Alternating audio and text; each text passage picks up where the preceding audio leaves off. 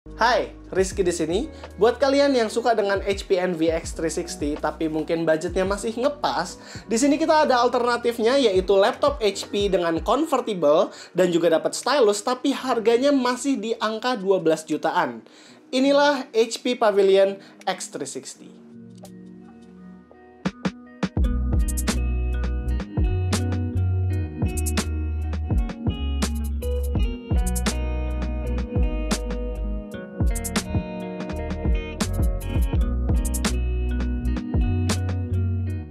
Buat sebuah ultrabook yang memang didesain untuk dibawa kemana-mana, sebenarnya laptop ini cukup berat, tapi tetap menjaga identitasnya sebagai laptop yang tipis. Atau mungkin memang karena gue selalu memakai Envy kali ya, makanya laptop ini kerasa berat. Saat dibuka, monitornya nggak bisa dibuka pakai satu tangan karena juga agak berat, tapi overall hinge-nya ini solid kok. Di depan ada monitor 14 inch Full HD IPS touchscreen yang overall cukup tinggi brightness-nya. Color gambutnya saat kita tes cuma dapat sampai 60%-an doang di sRGB-nya, tapi entah kenapa di sini gue ngerasa kalau monitornya ini lumayan bagus kok, nggak kelihatan kayak 60%-an. Apa mungkin karena lapisan glossy-nya ya yang membantu, apa gimana juga gue nggak ngerti. Tapi gue jamin kalau misalnya monitornya ini cukup vivid kalau misalnya kalian mau pakai sehari-hari. Hanya saja memang dengan bezel atas dan bawah yang cukup tebal. Kalau layout keyboardnya di sini nggak terlalu berbeda dengan yang Envy punya. Media button ada, home, page up, page down juga ada, dua level keterangan backlit juga ada, dan power button yang tentunya terpisah, di mana power buttonnya ada di sebelah kiri. Kece ini buat laptop dengan harga 12 jutaan. Fingerprint scanner juga ada di bagian kanan dekat stiker-stiker, dan kalau buat ukuran touchpad sebenarnya segini udah standar, tapi kalau pemakaian gua segini masih kurang gede lah, dan teksturnya juga bukan selera gua. Buat konektivitas port di sebelah kanan ada SD card reader, USB Type-C, satu USB 3.2 Gen 2, full HDMI port, dan charging port. Sementara di sebelah kiri ada USB 3.2 Gen 2 lagi, audio combo jack, exhaust port, dan power button. Masuk ke performanya sebenarnya nggak bisa ngomong banyak sih tentang laptop ini. CPU-nya menggunakan Core i5 10 Gen U series, RAM-nya 8GB dan VGA-nya MX130. Kalau buat produktivitas ringan, ya itu processing power-nya masih oke lah, seperti buat Excel, Word, dan pekerjaan multimedia lain itu belum kalah sama prosesor yang lain. Tapi kalau udah di pekerjaan berat, apalagi seperti content creator, ya masih belum lah mungkin. Karena skor PC Mark-nya aja kalau kita lihat ini sebenarnya ya lumayan tinggi, tapi nggak terlalu tinggi-tinggi banget.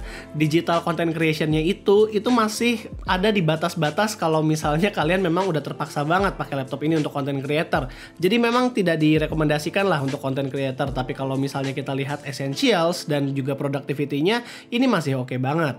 Buat gaming juga sebenarnya bisa, tapi nggak sampai game-game yang berat juga. Kalau kalian suka dengan game kompetitif macam Valorant, laptop ini masih bisa mainin asal jangan expect frame rate sampai 100-an. Genshin Impact atau Dota 2 juga masih bisa lah dijalanin di sini. Jadi ya memang masih oke kalau misal mau gaming casual berkat MX130-nya. Lucunya, suhu CPU di laptop ini memang cukup hangat, tapi kayak suka peaking dikit aja gitu. Ada kemungkinan sensornya aja yang error di sini, cuman gue nggak tahu juga. Tapi kalau kita melihat suhu dari keyboardnya, sebenarnya nggak kelihatan anget-anget banget saat full load. Palingan hanya daerah shift sama tab sebelah kiri aja yang agak anget karena disitulah posisi dari exhaust port. Buat performance SSD, di sini laptopnya masih menggunakan SSD 512GB NVMe, masih yang PCIe Gen 3 X2. Jadi ya kalau misalnya kita melihat speednya masih moderate lah. Tapi kalau misalnya kalian mau upgrade ke PCIe Gen 3 X4, untungnya laptop ini udah capable.